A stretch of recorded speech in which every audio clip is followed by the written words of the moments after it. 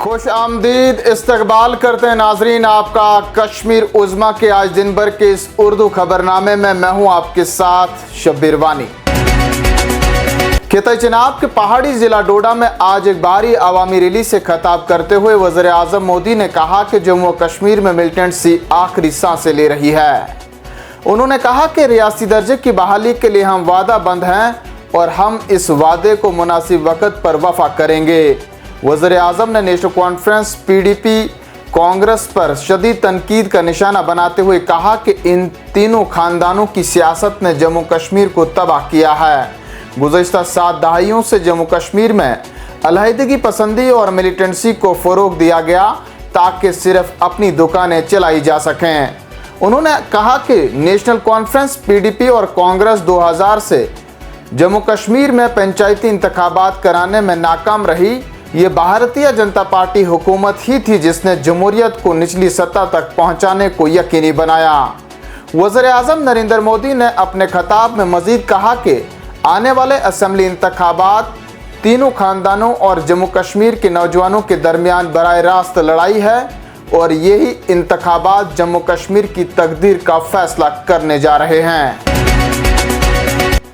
इधर डोडा रैली में वज़ीर आज़म नरेंद्र मोदी की तनकीद का जवाब देते हुए नेशनल कॉन्फ्रेंस के नायब सदर उमर अब्दुल्ला ने कहा कि अगर असेंबली इंतखाबात में भारतीय जनता पार्टी को कम नशिस्तों पर कामयाबी मिली तो भाजपा को पीपल्स डेमोक्रेटिक पार्टी के साथ हाथ मिलाने में कोई खामी नहीं दिखाई देगी।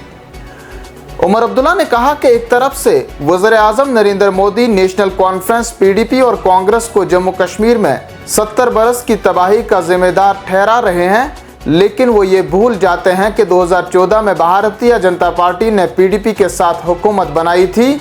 उमर अब्दुल्ला ने अपने बयान में मजीद कहा कि वज़ीर आज़म नरेंद्र मोदी को किश्तवाड़ में 2 फौजियों की हलाकत और बारामुल्ला के टिप्पर इलाके में जारी इनकाउंटर के बारे में बात करनी चाहिए थी, क्योंकि वो बार बार ये दावा कर रहे हैं कि दफ़ा 370 की मनसूखी के बाद जम्मू कश्मीर में मिलिटेंसी ख़त्म हो गई है।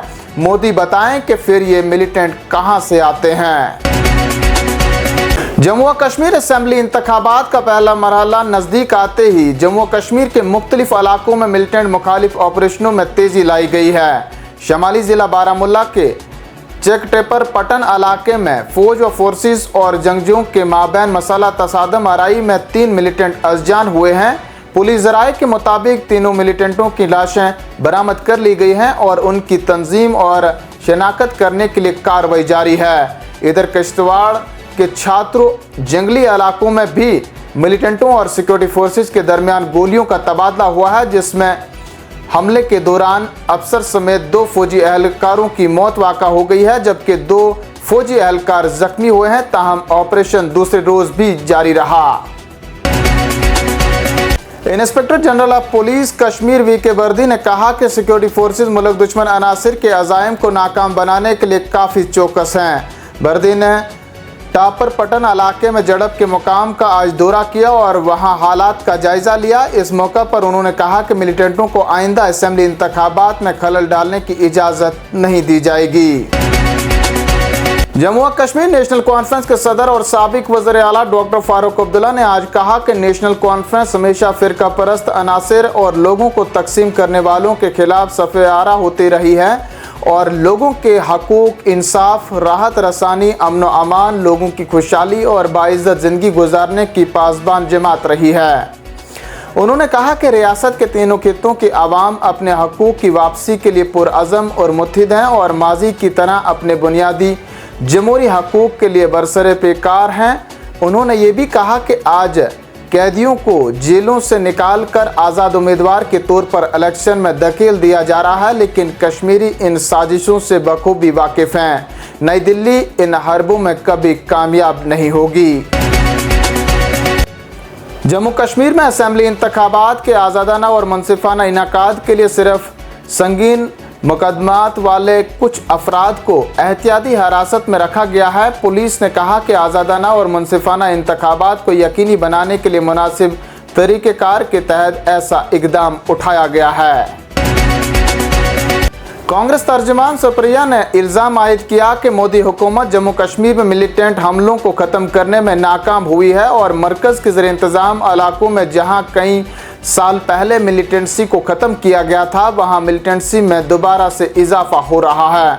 उन्होंने कहा कि वज़ीर-ए-आज़म नरेंद्र मोदी की तीसरी मियाद के लिए हलफ लेने के बाद से 98 दिनों में जम्मू कश्मीर में 25 मिलिटेंट हमले हो चुके हैं, जिनमें 21 सिक्योरिटी एहलकार मारे गए हैं जबकि 28 दीगर जख्मी हुए और इन हमलों में 15 आम शहरी भी अपनी जानें गंवा चुके हैं जबकि 47 लोग जख्मी हुए हैं।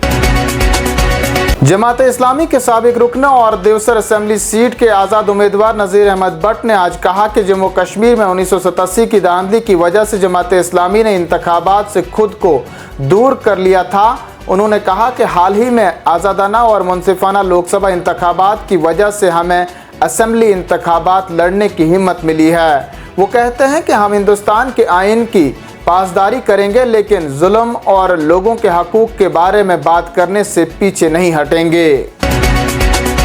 और आखिर में चलते चलते नाजरीन को बताते चलें, कांग्रेस ने जम्मू कश्मीर असेंबली इंतखाबात के लिए अपने मुबस्सरीन के तकर्री का ऐलान कर दिया है। पार्टी ने मंत रहमानी को एक बड़ी जिम्मेदारी सौंपते हुए सेंट्रल शालटैंक असेंबली का मुबस्सिर बनाया है, जो रियासत की एक अहम नशिस्त है जहां से जम्मू कश्मीर प्रदेश कांग्रेस कमेटी के सदर खुद इंतखाबी मैदान में है। रहमानी ने आला क़यादत का शुक्रिया अदा करते हुए कहा कि पार्टी ने मुझे जो जिम्मेदारी दी है मैं इसे पूरी ईमानदारी से निभाऊंगा।